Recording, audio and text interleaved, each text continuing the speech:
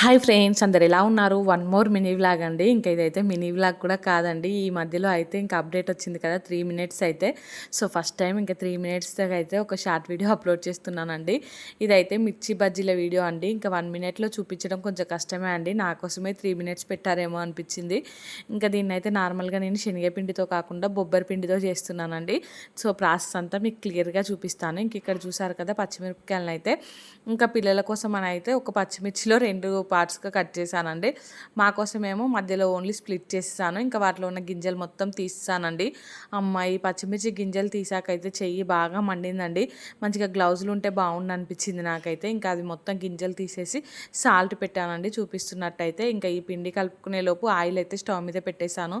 ఈ time waste చేయడం ఎందుకు, ఆయిల్ వేడవుతుంది కదా అనేసి. ఇంక ఇది బొబ్బరి పిండి అండి. బొబ్బర్లలో అయితే అంటే బొబ్బరి పప్పు ఉంటుంది కదా, ఇంకా ఆ పప్పులో అయితే బియ్యం కలిపి పట్టించిన పిండి అండి. దీంతో అయితే సూపర్ టేస్టీగా ఉంటాయి. సో ఇంకా ఆ పిండిలో అయితే నేను కొంచెం సాల్ట్, ఇంకా కొంచెం వామ, కొంచెం అది బేకింగ్ సోడా అంటారు కదా, అదైతే వేసుకున్నానండి. వాము వేసుకున్నాను, వామ కాదు. సో ఇంకా వాము అయితే మొత్తం ఇట్లా క్రష్ చేసి వేసుకున్నానండి. ఇంకా వేసుకొని అయితే అంతా ఒకసారి కలుపుకొని ఇంకా తర్వాత అయితే ఇట్లా వాటర్ పోసుకుంటూ మనం మిర్చి బజ్జీ పిండి ఎలా కలుపుకుంటామో అలా అయితే కలుపుకోవాలండి. నాలాగా మీరైతే కలుపుకోకండి. నేను ఏం చేశానంటే ఫస్ట్ కొన్ని వాటర్ ఎక్కువ యాడ్ చేశాను. సో మళ్ళీ కొంచెం పిండి కలపాల్సి వచ్చిందండి. మళ్ళీ పిండి కొంచెం గట్టిగా అయింది, మళ్ళీ కొన్ని వాటర్ కలపాల్సి వచ్చింది. సో మీరైతే పర్ఫెక్ట్గా చేసుకోండి. ఇంక ఇలా బజ్జీ పిండిలాగా చేసుకున్నాకైతే ఆయిల్లో కొంచెం వేసి చూసానండి, అంటే ఆయిల్ వేడైందా లేదా అనేసి. ఇంకా ఆయిల్ అయితే మంచిగా వేడైపోయిందండి. ఇంకా వెంటనే ఇంకా ఈ మిర్చీలను అయితే వేసేస్తున్నాను. ఇంకా ఈ మిరపకాయ బజ్జీలు వేయడం కూడా ఒక ఆర్టే అండి. అంటే కొంతమంది బాగా వేస్తారు, కొంతమందికి ఏమో వేయడం రాదు. నేనేమంటే యావరేజ్ అండి, బాగా వేయను, ఇంకా అలా అని వేరాకుండా అయితే ఉండనండి.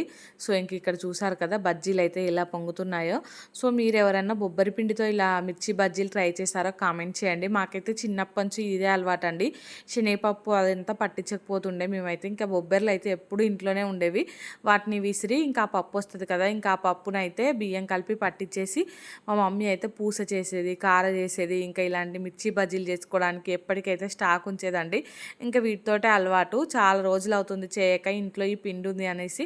ఇంకా ఇప్పుడు వెదర్ కూడా కూల్గా ఉంటుందని ట్రై చేశానండి. ఇంక ఇక్కడైతే మా పిల్లల కోసం అయితే మిర్చి బజ్జీలు చేయడం అయిపోయాక వామాకు బజ్జీలు కూడా చేస్తున్నానండి. సో పిల్లలు మిర్చి బజ్జీలు సరిగా తింటారో తినరో అనేసి ఇంకా అదే పిండిలో అయితే వామాకులు ఉంటాయి కదా, అవైతే మంచిగా కడిగి ఇంకా ముంచి వేస్తున్నాను. ఇంకా ఆ వామాకు బజ్జీలు చూడండి ఎలా పొంగాయో. సో మొత్తానికైతే మిర్చి బజ్జీలు ఇలా చేశానండి. మీరు ఎప్పుడైనా ఇలా ట్రై చేశారా కామెంట్ చేయండి. వీడియో నచ్చితే లైక్, షేర్ అండ్ సబ్స్క్రైబ్.